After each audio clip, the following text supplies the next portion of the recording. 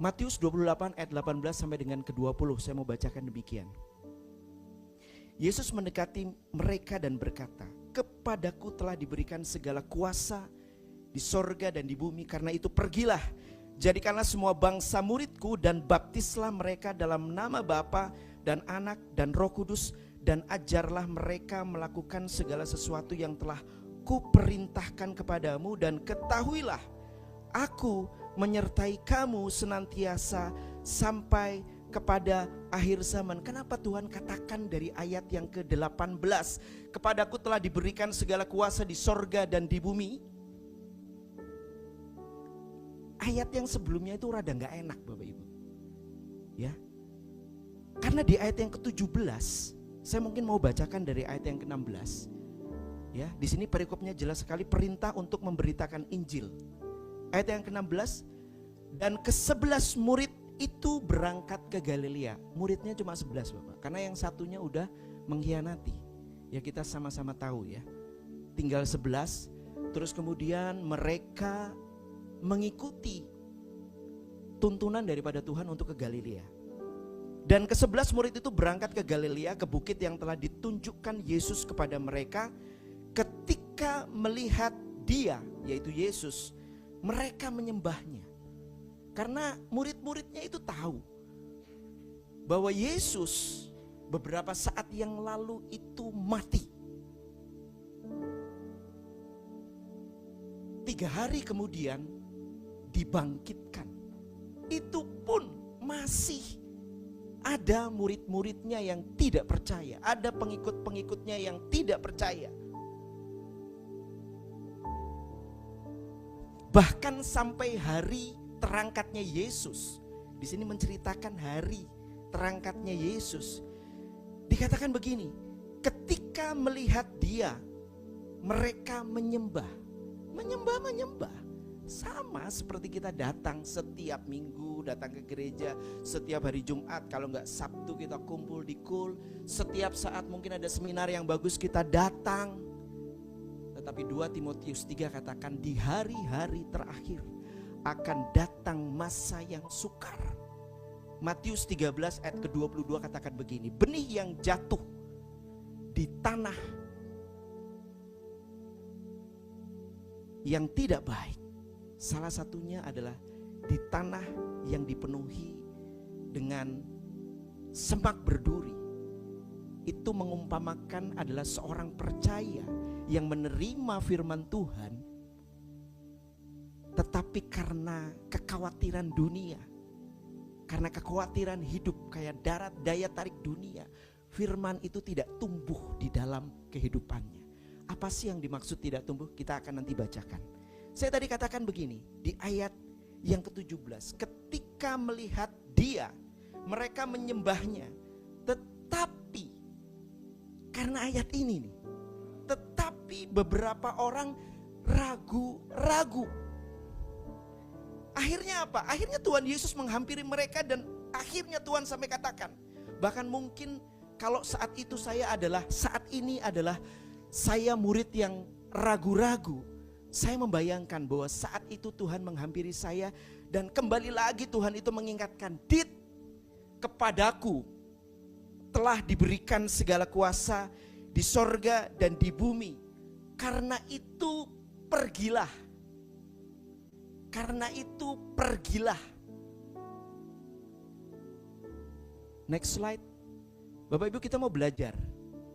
Apa sih yang dinamakan amanat? Kalau kita belajar, amanat itu apa sih? Dalam Kamus Besar Bahasa Indonesia, amanat itu artinya adalah apa?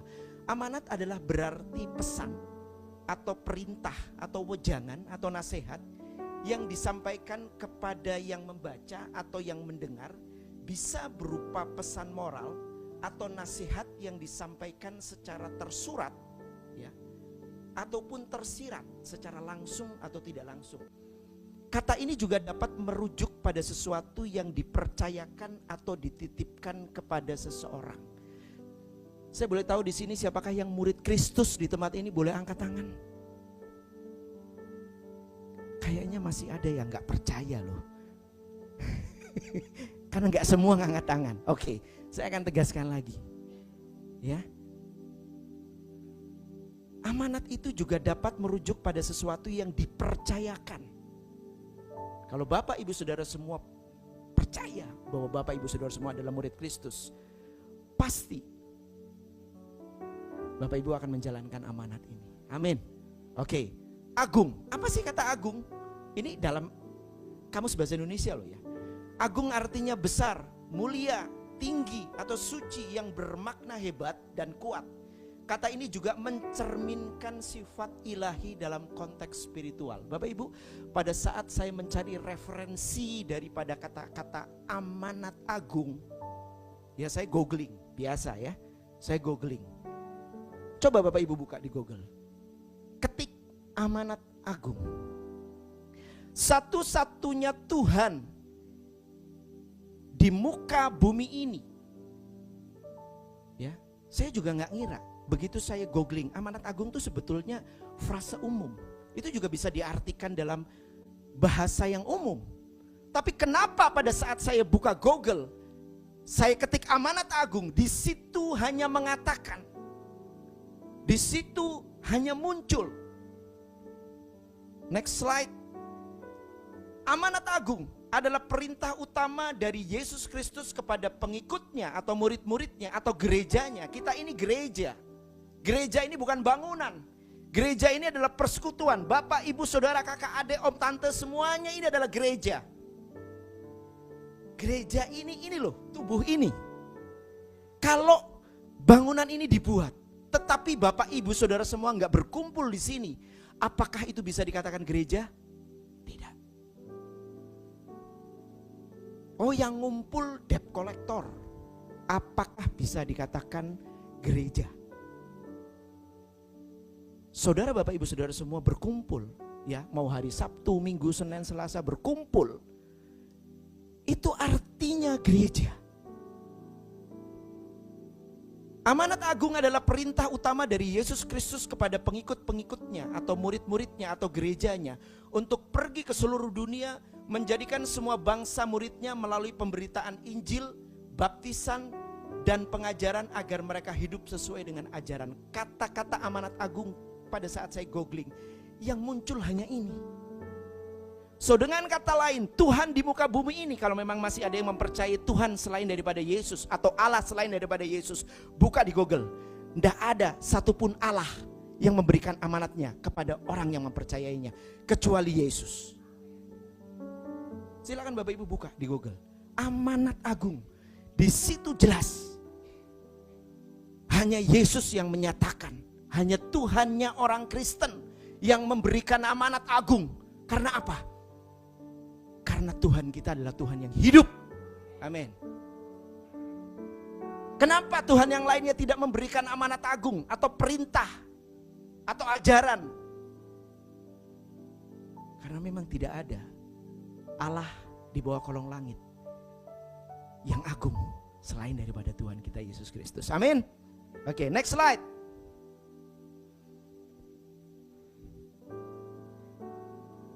Pergi, baptis, muridkan, dan ajarkan. Mungkin Bapak Ibu belum pergi ke Aljazair, belum pergi ke Ethiopia, belum pergi ke Alaska. Nggak ada masalah. Nggak ada masalah. Di mana saat ini Bapak Ibu ditempatkan? Even itu di lingkungan komplek perumahan, even itu ada di pekerjaan di dunia sekuler, even itu ada di komunitas hobi, mungkin sepedaan, mungkin touring, mungkin apapun. Ya, saya juga hobi sepedaan. Ya, kadang-kadang saya juga berkumpul dengan komunitas sepedaan. Yang Tuhan Yesus nyatakan di sini adalah pergi, baptis, muridkan, ajarkan. Amanat agung, next slide, bukan hanya sekedar suatu perintah, tetapi suatu perintah pengutusan yang diperlengkapi dengan kuasa dan otoritas ilahi sesuai dengan perkataan Tuhan Yesus di Matius 28 ayat 18 sampai dengan ke-19. Kepadaku telah diberikan segala kuasa di sorga, di bumi. Karena itu pergilah, jadikanlah semua bangsa muridku. Amanat agung bukanlah suatu pilihan, bukan sesuatu perintah yang hanya cukup didengar saja. Bukan suatu pilihan, suka nggak suka. Seorang murid Kristus harus melakukan. Bukanlah suatu pilihan untuk dipertimbangkan, melainkan suatu perintah untuk ditaati. Next slide. 1 Yohanes 2 ayat ke-6. Barang siapa mengatakan bahwa ia ada di dalam dia, ada di dalam Kristus, ada di dalam Yesus, ia wajib hidup sama seperti Kristus telah hidup. 2000 tahun yang lalu, pelayanan Yesus itu cuma 3,5 tahun, Bapak Ibu. Kita udah jadi Kristen, sadar, lahir baru, dibaptis, mungkin udah ada 30 tahun, 40 tahun. Pelayanan Yesus itu cuma 3,5 tahun. Pada saat diperkirakan dia berumur 30 tahun, dia memberi diri dibaptis. Bahkan Yohanes Pembaptis mengatakan, aku sebenarnya gak layak Tuhan untuk membaptis engkau. Tapi Tuhan katakan, jadilah seperti kata firman dan perintah Tuhan. Diperkirakan saat usia 30 tahun, Tuhan Yesus memberi diri dibaptis. Ya, dibaptis itu artinya secara sakramen, yaitu dicelupkan. Ya, saya nggak tahu Bapak Ibu Saudara semua di sini, apakah sudah menjalankan sakramen baptisan air? Ya. Karena berbicara mengenai masalah baptisan air itu, Yohanes Pembaptis mengatakan baptisan itu selalu didasari dengan yang namanya pertobatan. Kalau kita hidup sama seperti Kristus telah hidup, maka kita serupa dengan gambarnya. Artinya menjadi murid Kristus. Matius 10 ayat 25, cukuplah bagi seorang murid jika ia menjadi sama seperti gurunya, dan bagi seorang hamba jika ia menjadi sama seperti tuannya. Letterlek, Bapak Ibu, letterlek itu artinya plek jiplek gitu ya. Kalau Tuhan Yesus menyatakan kabar sukacita kepada orang-orang Israel saat itu, kepada orang-orang Yahudi, terkhususnya orang-orang Yahudi, dia berkeliling dari desa ke desa, dari kampung ke kampung, untuk menyatakan kabar sukacita, kerajaan Allah sudah dekat, kerajaan Allah sudah dekat. Dan dia memperagakan kuasa daripada tempat yang maha tinggi. Setiap daripada kita di sini yang sudah dibaptis dan dibaptis dengan Roh Kudus dan dipenuhi dengan Roh Kudus, seyogyanya kita harus melakukan amanat agung. Amin. Kenapa sih? Pak, kenapa sih? Kenapa? Next slide. Kenapa orang Kristen itu selalu gak efektif? Tugas utama murid Kristus adalah menjadikan semua bangsa murid Kristus. Semua bangsa. Artinya menyelesaikan amanat agung. Menyelesaikan amanat agung itu adalah tugas kita semua. Bukan hanya pengerja di tempat ini, bukan hanya Pak Lukito ataupun mungkin pejabat di tempat ini. Ada Pak Toga saya tahu. Ada pengerja-pengerja di tempat ini. Bukan hanya tugas daripada kita yang sudah memiliki posisi di gereja lokal, tapi tugas daripada setiap kita. Kalau Bapak Ibu ingin menjadi murid Kristus, kenapa sih? Kenapa? Kenapa ya? Banyak daripada kita tidak efektif. Saya ingin loncat satu slide, Mas. Di situ ada yang peace, tapi setelah peace, ya itu terakhir aja ya. Oke. Ya, Bapak Ibu bisa lihat di situ. Mengapa seringkali orang percaya tidak melakukan amanat agung?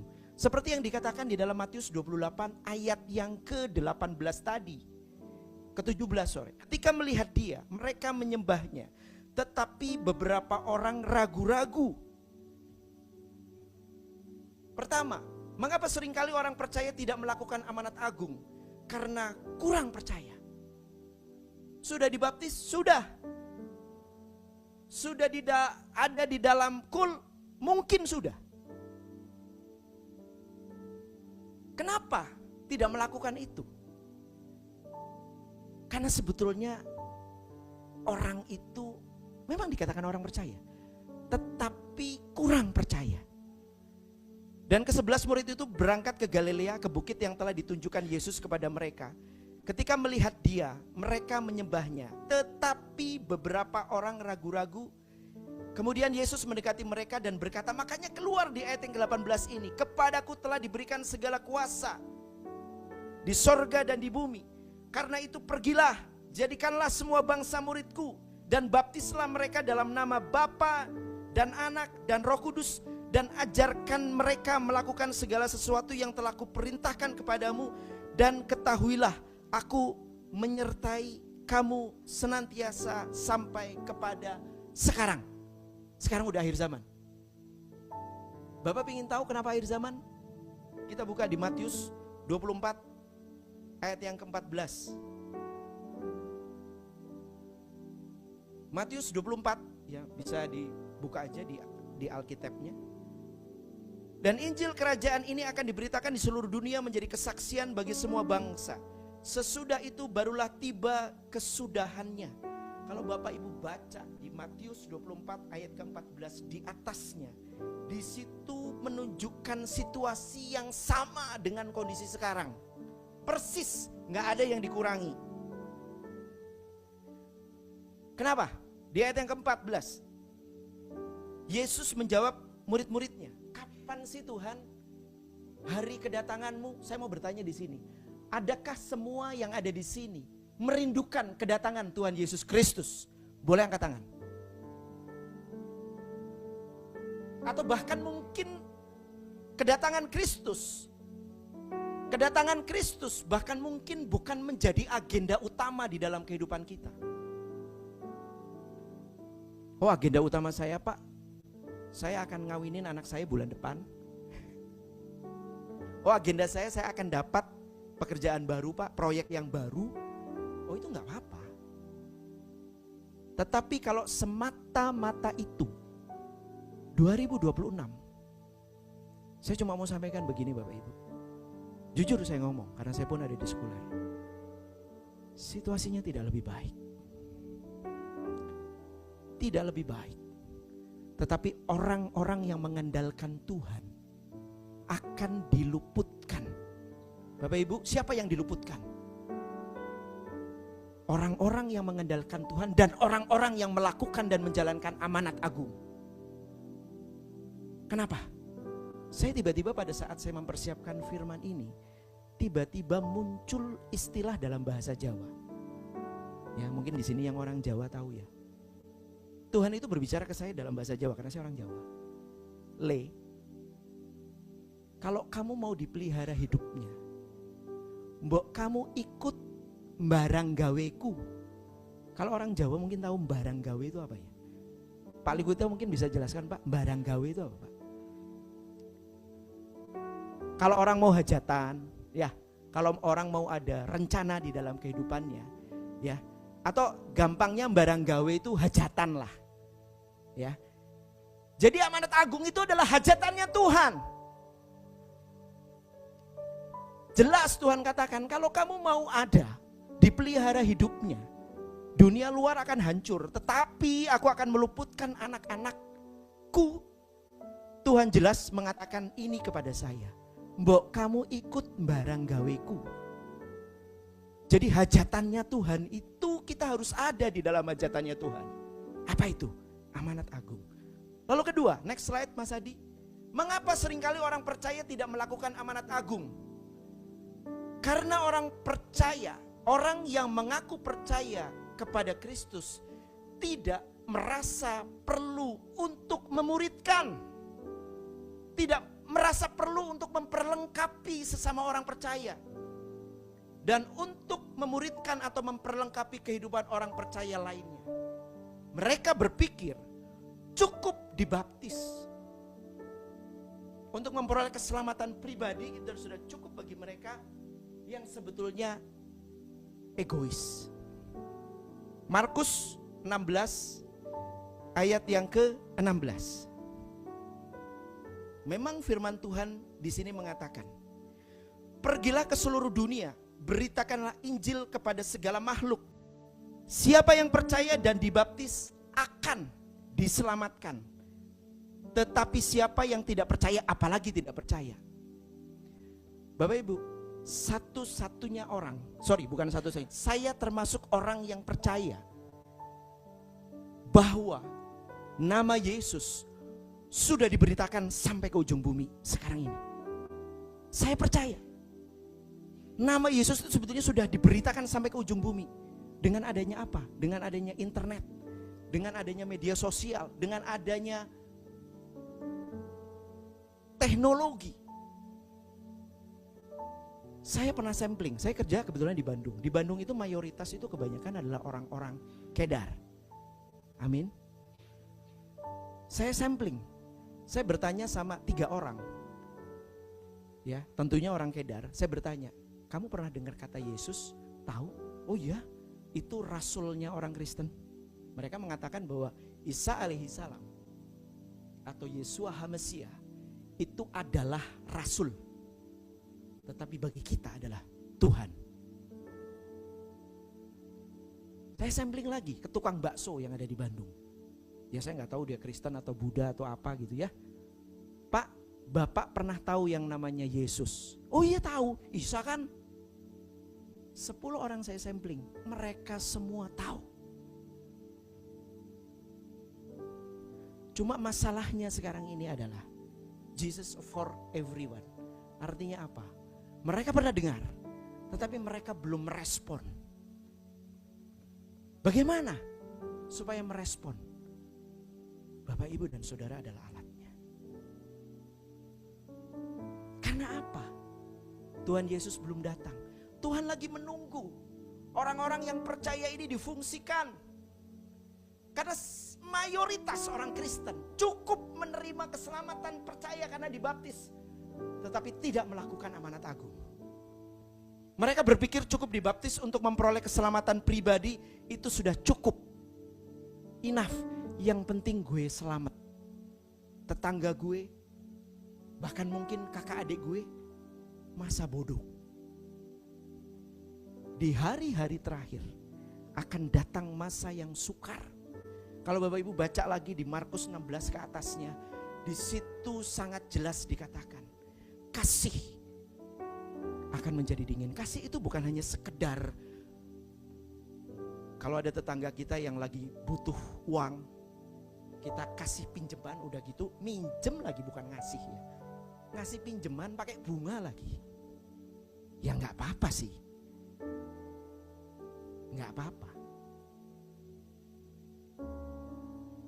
Tapi kalau sampai tetangga kita gak bisa balikin, apa yo tego?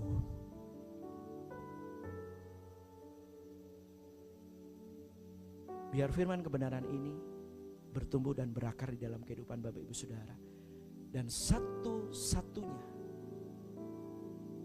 satu-satunya perintah yang Tuhan berikan, kalau di kehidupan dunia ini saja kita pasti akan menyenangkan orang tua kita dengan setiap amanat yang diberikan. Seharusnya, karena amanat agung ini adalah pemberian, perintah daripada Tuhan Yesus, kita juga harus memberikan. Rick Warren, ya Mas, yang judulnya Peace, ya mungkin Bapak Ibu udah tahu, Rick Warren itu adalah pengarang dari buku Purpose Driven Life, ya seorang gembala di Amerika. Lebih menjabarkan amanat agung itu apa sih? Ya, di sini ada kata-kata peace. Yang pertama P-nya adalah pass on the good news. Sampaikan kabar baik Injil kepada setiap orang. Sampaikan aja. Apakah kamu pernah dengar kata Yesus? Atau nama Yesus? Tanya aja. seperti percakapan biasa. Kalau dia merespon, dia tahu. Kalau ada kesempatan untuk menyatakan siapa Yesus, nyatakan. Sampaikan kabar baik Injil kepada orang lain. Lalu E adalah equip disciple, memperlengkapi para murid agar mereka bisa bertumbuh dan melayani. Saya barusan ngobrol di Kul ya kemarin sama Pak Lukito ya. Di local church kami, pada dasarnya adalah kepedulian pengerja untuk jemaat ada di dalam Kul. Karena apa? Seorang murid Kristus yang sudah memberikan dirinya dibaptis, itu gak cukup hanya dibaptis. Kalau Bapak Ibu menyatakan begini, beri dirimu dibaptis, maka engkau diselamatkan. Itu firman Tuhannya akan diselamatkan. Baptisan itu adalah deklarasi. Ya, baptisan itu adalah deklarasi. Tetapi yang paling penting adalah apa? Perlengkapi para murid agar mereka bisa bertumbuh dan melayani. Jadi Bapak Ibu paling tidak ada di dalam Kul untuk bisa tahu, oh gimana caranya mendoakan orang sakit. Bapak lihat Pak Lukito, Bapak lihat gembala-gembala Kul bagaimana mempraktekkan mendoakan orang sakit pada saat menjenguk. Bahkan ada kalanya mungkin mengusir setan, pelepasan. Ya wajar seorang murid kalau belum dilihatin, ada contohnya. Kalau tiba-tiba menghadapi orang yang kerasukan setan di kantornya, bingung. Nah cuma kalau misalkan sudah pernah lihat di Kul pada saat kunjungan, ada anaknya yang terikat karena kuasa kegelapan. Bahkan ada kalanya tidak selalu kuasa kegelapan, stres juga itu keterikatan. Gimana bisa konseling? Gimana bisa doa pelepasan? Yaitu diperlengkapi. Kalau Bapak Ibu sadar, Bapak Ibu harus memberi diri, diperlengkapi, dan mengajarkan kepada orang-orang percaya yang lainnya, memperlengkapi. Bukan hanya doa puasa di rumah, setahun penuh, full. Lalu yang A adalah elevated suffering, ringankan penderitaan orang lain dengan menolong mereka. Ya, tapi bukan berarti sering berbuat kebaikan, ya, pahalanya gede masuk surga, bukan berarti begitu ya. Karena keselamatan kita adalah kasih karunia. Jadi kita harus menjadi berkat. Lalu yang C, continually pray. Sudah jelas. Tuntunan segala sesuatunya. Bapak Ibu bisa peka terhadap Roh Kudus kalau Bapak Ibu sering bersekutu dengan Dia melalui doa. Lalu yang terakhir adalah establish new church, atau dirikan gereja baru. Salah satunya adalah Kul, mendirikan kul-kul baru. Itu sebagai alat. Biar firman ini bertumbuh di dalam kehidupan Bapak Ibu Saudara dan menjadikan amanat agung sebagai tujuan utama daripada setiap murid Kristus.